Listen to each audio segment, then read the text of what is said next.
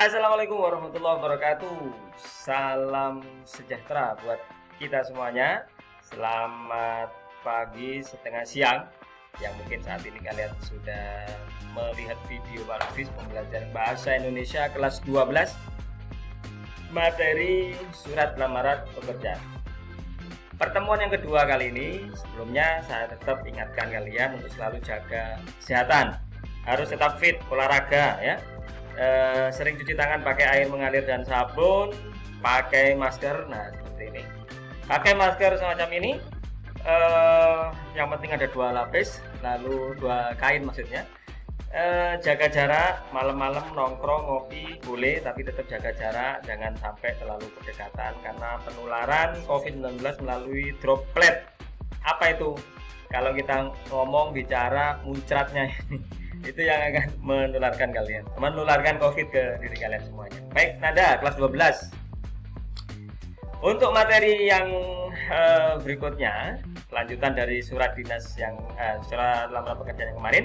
Sekarang yang akan Pak Lutfi bahas adalah perbedaan antara surat dinas dengan surat pribadi. Nah, ada di mana itu perbedaannya? Kan begitu. Ya, karena surat dinas yang dibedakan sendiri, surat pribadi sendiri, dan nanti letaknya surat lamaran pekerjaan itu posisinya ada di mana.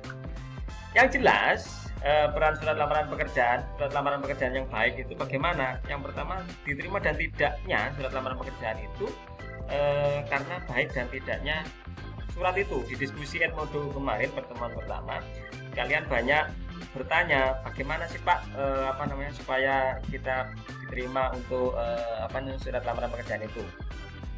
Ibarat orang mau melamar anak seseorang, maka kalian harus datang ke rumahnya dengan baju yang bagus, ya toh? Dengan cara bicara yang bagus, yang sopan dan seterusnya. Surat lamaran pekerjaan juga begitu. Karena mau melamar kerja, maka kalian datangnya surat itu juga harus bagus, paketannya bagus, rapi, tulisannya juga bagus. Pak, apakah harus tulis tangan? Tidak harus. Apa yang diminta oleh perusahaan itu bisa cetak atau tulis tangan langsung. Biasanya kalau meminta tulis tangan itu akan menunjukkan kerapian anak itu, kerapian orang tersebut. Jadi tulisan tangannya itu bagus apa tidak, itu dilihat dari situ. Ya, jadi tidak harus tulis tangan, tapi bisa juga cetak. Nah, jelas surat lamaran pekerjaan itu sangat berpengaruh pada diterima atau tidaknya. Lalu sistematikanya, rapinya, orang mau ngelamar anak seseorang, bajunya harus rapi dan seterusnya, tulisannya harus rapi dan seterusnya. Itu. Nah, tampilannya harus rapi. Nah, sebelum membahas itu, Pak Lutfi akan menjelaskan tentang surat lamaran pekerjaan, bedanya antara surat pribadi, surat lamaran pekerjaan dan seterusnya. Kalau surat pribadi itu suratnya ditulis oleh pribadi. Misalnya Pak Lutfi menulis ke pribadi orang lain, Pak Lutfi menulis ke surat kepada seseorang, teman, sahabat dan seterusnya, orang tua. Jadi bukan surat dari satu lembaga, misalnya SMA, bukan seperti itu, tapi dari pribadi ya, ke pribadi lain. Itu surat pribadi. Kalau surat dinas, maka surat yang ditulis oleh lembaga atas nama lembaga, misalnya SMA Negeri 1 Besuki, menulis surat ditujukan kepada siapa? Bisa ditujukan kepada pribadi. Misalnya surat dari SMA Negeri 1 Besuki ditujukan kepada Pak Lutfi. Nah, itu boleh, itu namanya surat dinas. Lalu ada lagi surat dinas itu dari lembaga SMA Negeri 1 Besuki menulis surat ditujukan kepada Dinas Pendidikan. Nah, itu juga surat dinas. Nah, kalau surat lamaran pekerjaan masuk yang mana nih Pak? Karena kan rapi tuh. Betul. Surat yang ditulis oleh seseorang pencari kerja. Nah, ini kemarin ada yang tanya di sesi pertama, Pak, definisi dari surat lamaran pekerjaan itu apa? Ya ini, surat yang ditulis oleh seseorang pencari kerja yang ditujukan kepada lembaga. Jadi dia melamar kepada sebuah lembaga dengan menggunakan bahasa yang formal. Kenapa? Karena mau meminta sesuatu, melamar sesuatu itu ya harus sopan. Nah, itu melamar sesuatu harus sopan. Nah, ini Pak Lutfi muncul lagi. Dari tadi nggak muncul, nggak enak, nggak lihat kalian. Baik, Nanda. Lalu surat lamaran pekerjaan itu termasuk yang mana? Surat lamaran pekerjaan itu ditulis pribadi dan ditulis oleh menggunakan bahasa yang resmi. Maka surat surat lamaran pekerjaan itu termasuk dinamakan pada surat pribadi resmi. Jadi setengah-setengah. Karena dia dari seseorang individu, ya kan? Karena setengah-setengah, jadi dia seseorang kan dari individu ke sebuah lembaga. Nah ini kan separuh. Nah makanya untuk surat lamaran pekerjaan itu masuk pada surat pribadi yang resmi. Ya harus begitu. Nah, baik, saya lanjutkan. Surat dinas memiliki ciri khas yang pertama adalah ada kop surat atau kepala surat yang berisi lembaga, alamat. Ini kalau disingkiran dulu biar jelas. Nah, berisi nama lembaga, alamat dan logo. Karena di kop itu menjelaskan tentang nama lembaganya, logo kalau ada, alamat harus jelas. Lalu ciri khas dari surat dinas sendiri itu ada penulisan surat ini tidak perlu dicantumkan. Kenapa? Karena kan sudah ada di dalam kop. Karena di kop tadi kan sudah ada nama kabupatennya.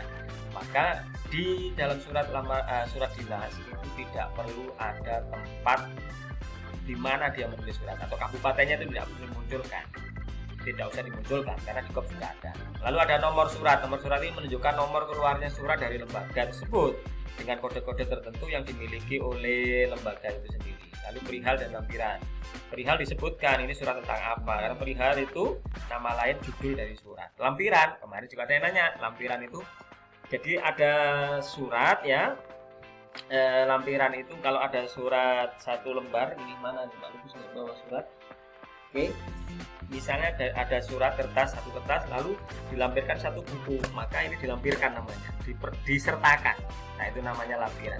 Kalau lampirannya itu satu kertas, yang mana berarti namanya lampirannya satu lembar. Kalau satu buku berarti satu eksemplar. Betul.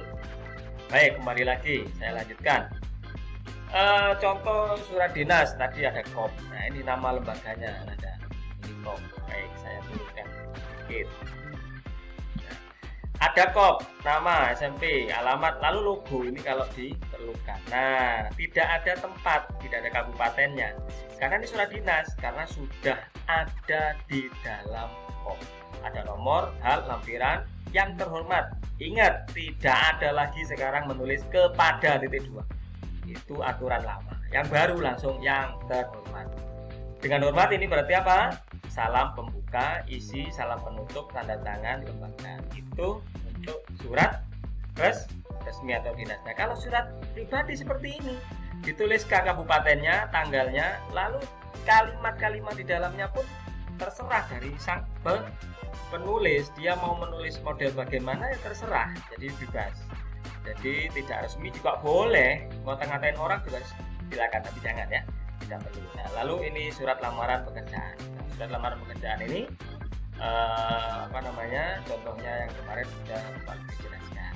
Jadi sangat berbeda nada antara surat lamaran pekerjaan, surat dinas dan surat pribadi atau ya surat pribadi. Baik nada, saya kira untuk pertemuan yang kedua ini perbedaan dari surat dinas, surat pribadi dan surat lamaran pekerjaan. Tetap jaga kesehatan. Salam buat keluarga, bapak ibunya semua di rumah. Salam Master. Assalamualaikum warahmatullahi wabarakatuh.